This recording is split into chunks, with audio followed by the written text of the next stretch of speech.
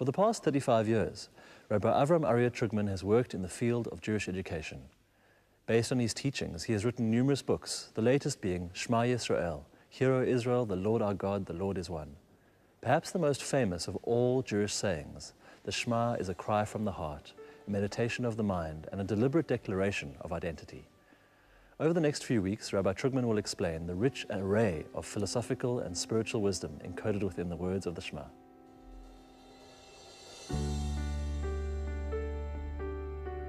Maybe one of the most important verses in the entire Torah, the Bible, is Shema Yisrael, Hashem Elokeinu, Hashem Echad.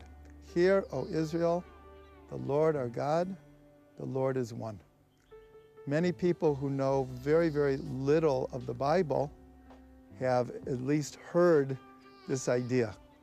And of course, this goes back to our father, Abraham, where his mission in the world was to teach the world that there was one God.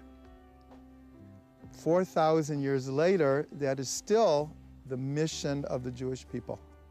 Not only to believe in one God, and not only to teach that there's one God, but to integrate it deeply in our own lives, that it's not just a philosophy, it's a living reality. That not just that God is one, but ultimately everything is one. The Shema is recited twice a day, in the morning and the evening. According to the rabbis, added 2 more Shemas. So we actually, observant Orthodox Jews actually say Shema 4 times a day. But what I found from my own experience is that when we recite the Shema in our prayers, to keep up with the congregation, we have around 7 seconds to actually say the Shema. And then there are 3, we'll call them paragraphs or passages that we say along with it, which take another few minutes. And many, many people get overwhelmed and actually don't know what to be thinking about when they say the Shema. So I've just written a book called Shema Yisrael, 200 Meditations on Judaism's Cardinal Principle of Faith. And in it, I have 200 short ideas to be thinking about when saying the Shema. The verse of Shema ends with Hashem Echad, God is one. We learned that there was a paradox involved here with duality, 2 different names of God, but the Shema is asserting that ultimately not only is God one, but all of existence, all of reality is connected and is one. But we have another paradox here, and this we can only see through Jewish numerology. Hashem, the 4 letters of this name of God, equals 26, and the word Echad equals 13. 13 is exactly 1/2 of 26. What does it mean that the name of God is double the word Echad? So this is a concept explained by a great Kabbalist around 800 years ago. His name was Rabbi Abraham Abulafia, and he called it Shalem V'Chetzi, a whole and a half.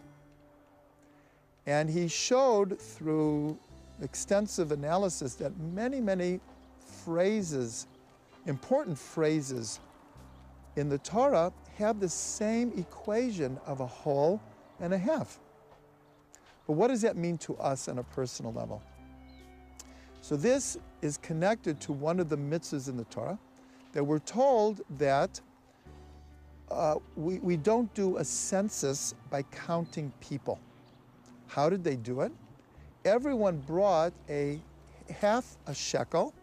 Shekel was a denomination of a coin. And then they would count the coins, and then they would know how many people there are. But everyone asks, why a half a shekel? Why not a whole shekel? And so the teaching given over is that in relationship to God, we are all a half. God is the whole of which we are a part of. We're a half. Yet, every person is an individual to themselves, meaning every person is both a whole and a half. So there's a very, very deep teaching here about the relationship of being whole and a part. But what makes a person feel not just like a half is being part of something greater. And we can even relate to this to all of humanity, because all of humanity comes from Adam. And ultimately, when the Mashiach comes, the Messiah comes, all of our prophets said humanity will come together again, and all the divisions and all the hatred and all of the wars will cease. And so every person can relate to this teaching of a whole and a half.